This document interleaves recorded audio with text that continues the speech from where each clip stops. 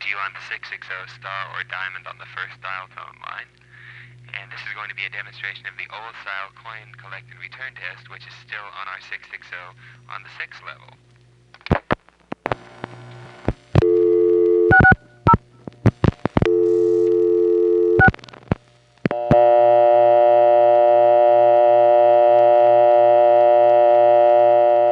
West 73rd Street is another old attic where there was an old coin collect and return test, except there are two differences.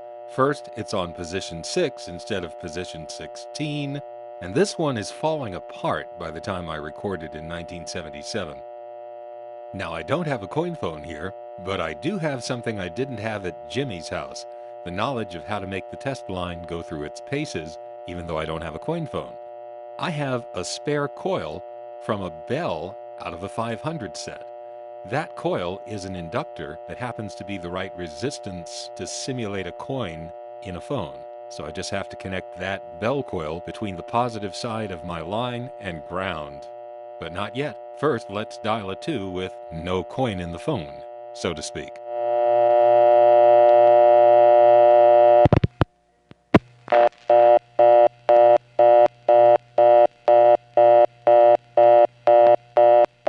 Just as from Jimmy's house, it gives me a reorder because the test circuit doesn't see a coin in my phone. So I will deposit an imaginary coin, i.e. connect my bell coil, and dial a digit that triggers it to return.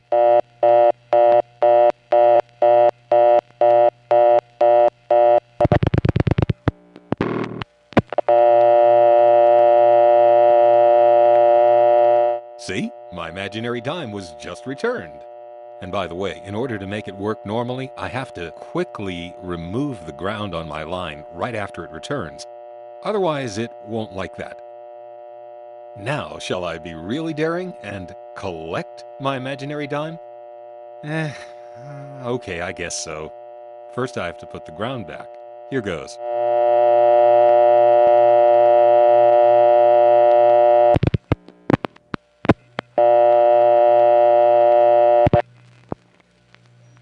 I've just dialed 1 to silence the line in order to talk. Why don't I reach 7 by dialing 6, since I've already dialed a 1?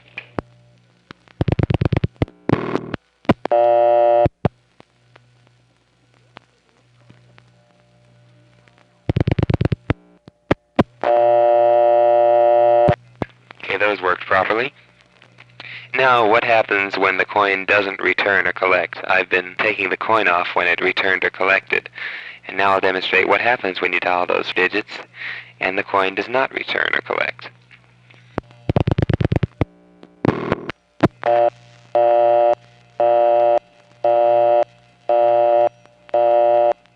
When I leave the line grounded through my coil after the collect or return, the test line thinks that the collect or return failed and returns a regular busy signal. So dial tone means it succeeded, reorder means that it didn't see a coin in the first place, and the busy signal means that it saw a coin after there shouldn't be one because it's supposed to have just collected or returned.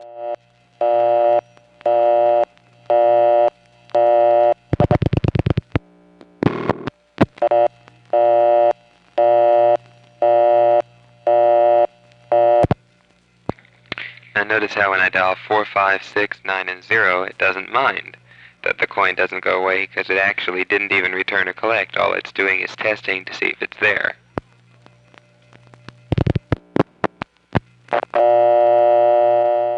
Uh-oh. Did you hear the way the dial tone faltered there at the beginning? This is the big problem with the West 73rd Street coin test, which actually hasn't been used in 4 years. I don't know whether it's falling apart or the relays have gotten super dirty and dusty, but whatever it is, the tones become inconsistent, and trying to record this was a bear because it kept malfunctioning. I'll let you hear some of the screw-ups now.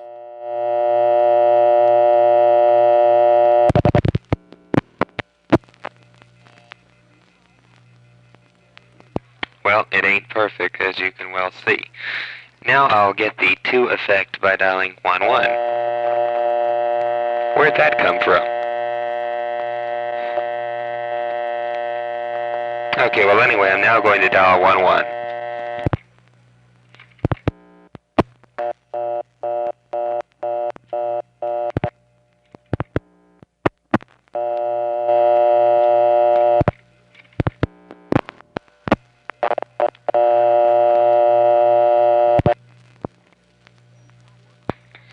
obvious that in order to get a tape of this thing working properly, it's going to be necessary to edit.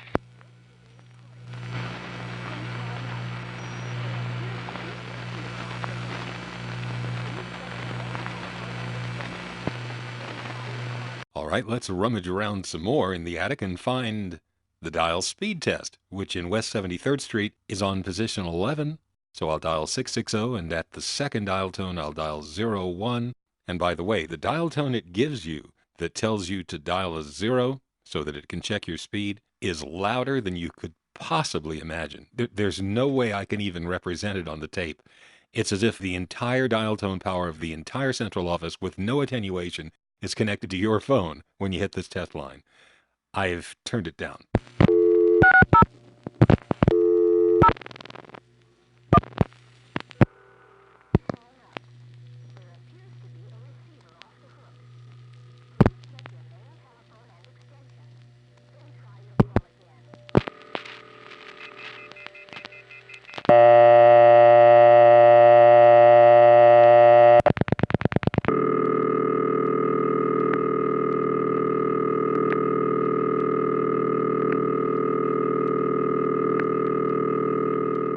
What a great sound this is.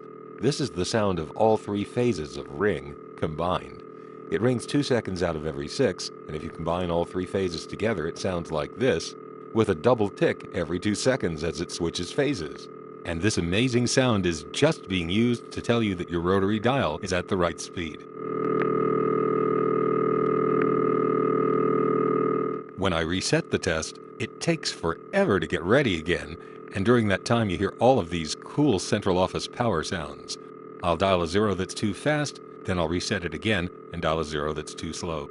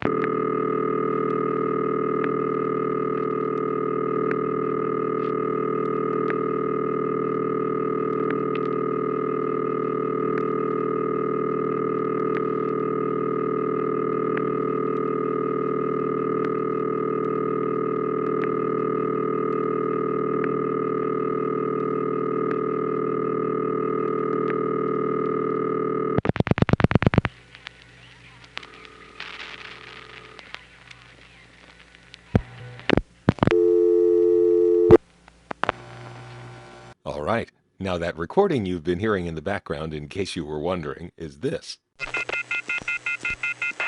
a recording. Please hang up. There appears to be a receiver off the hook. Please check your main telephone and extension. Then try your call again. Thank you. Now you know why it's in the background. It's so loud that it just leaks into everything. So, Manhattan 660s just have all that wonderful office noise on them, and every central office has different sounds because the devices that make the tones are mechanical, not even transistorized. But here is an exception. A transistorized tone will be heard if we go to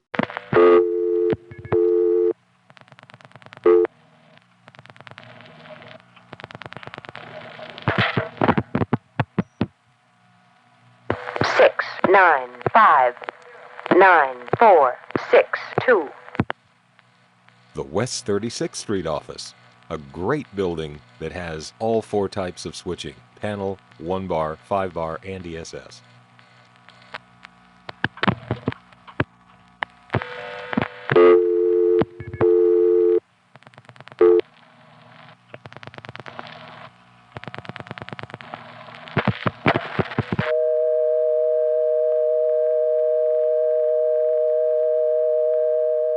And here we have, at long last, a transistorized tone. No moving parts, borrowed from an ESS in the building, possibly the same one that radio station 99X was crashing regularly with their contest line in 1974. If you listen carefully to this, you can hear some subtle rhythmic overtones that are the effect of the busy signal and the reorder tone coming off of this solid tone. It kind of goes la da da, la da da, la da da.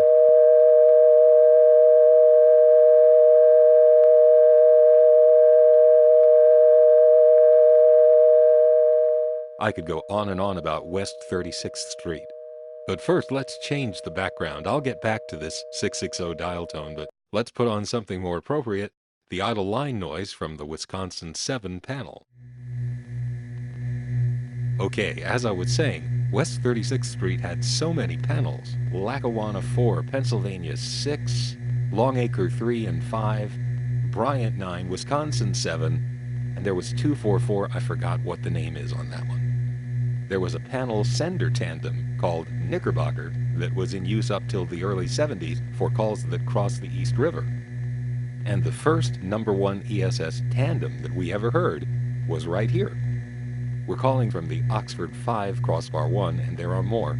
They even had a crossbar 5 with nonsense letters LW4, and I don't even recall how many different city ring machines there are in this building.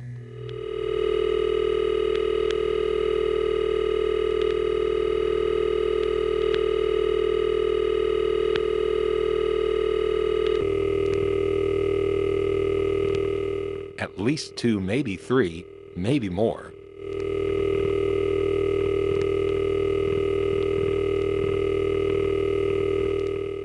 Anyway, back to the 660 in West 36th. You can hear one of the legacy dial tones of this building by going to position 19. Now, as is the case with these old attics, sometimes parts just get left around and jumbled together.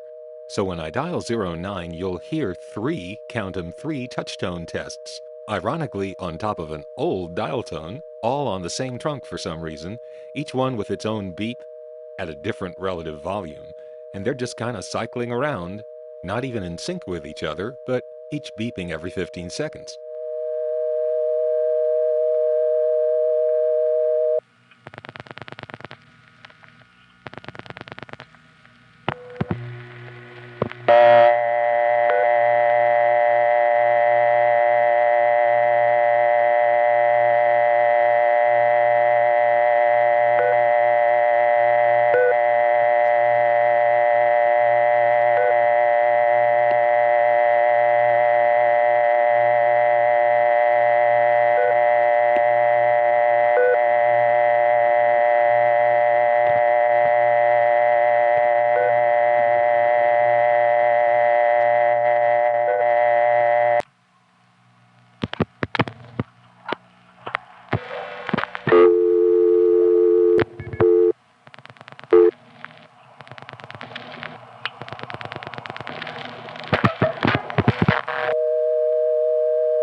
Loose connection there.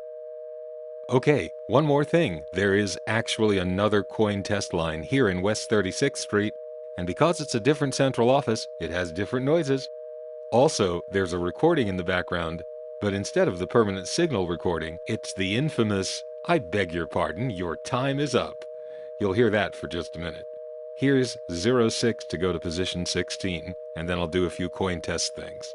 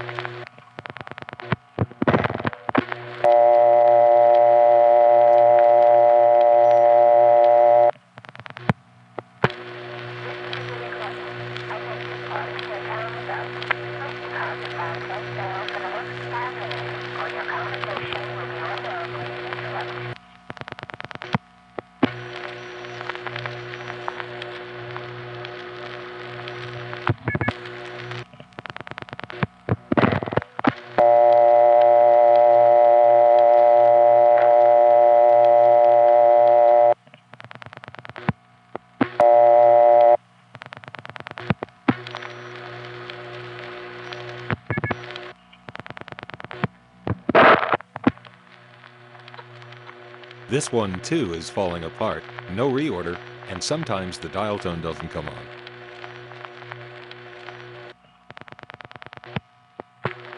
Or it comes on late, like that.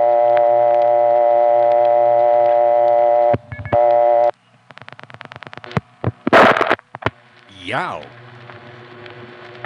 Okay, that's enough.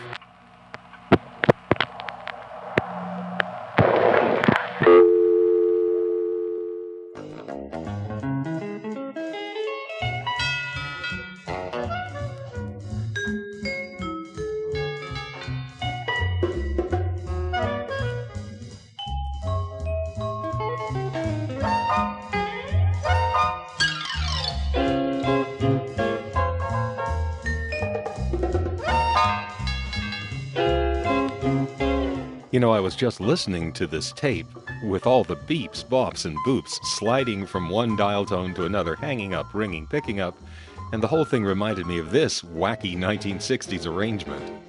When I was in second grade, I actually took this seriously. Instead of being funny and goofy, it felt kind of wistful. I remember how it felt. But anyway, since I put this tape out, I've remembered a few more things that I can tell you about those days. Not the 60s, but 1971. Another thing that happened at Jimmy's house was that Jimmy asked me to try to modify his Bell System multi-line key phone so that you could press down 2 buttons at once to tie the lines. He'd heard that it was possible to do by removing some things called butterflies from the button arrangement. Well, I opened it up and I found those things, and it was doable. It was very tricky, though. You felt like the whole thing was just seconds away from falling apart with parts flying everywhere. And at the very last minute, just when you thought that you were never going to get the thing back together again, it would come back together. Perfectly done. And I've spoken to other people, including Bill Acker, who have done the same thing and had the exact same experience. You feel like you're going to lose it, but it just comes together. Now, as to the Manhattan 660s, we had one more thing that I didn't feature here, and that is positions 1 through 5 went to a test board of some sort. Pretty much the same as 290 in Long Island, and I'm sure you can understand why I didn't want to call those. But anyway, to sum it up, you had ringback, test board, battery cutoff, dial speed check, and the old coin test all crammed in there. And believe it or not, there are more 660 tapes that I will probably narrate at some point. I beg your pardon, your time is up. Yeah, okay, that's it for this 3-part program.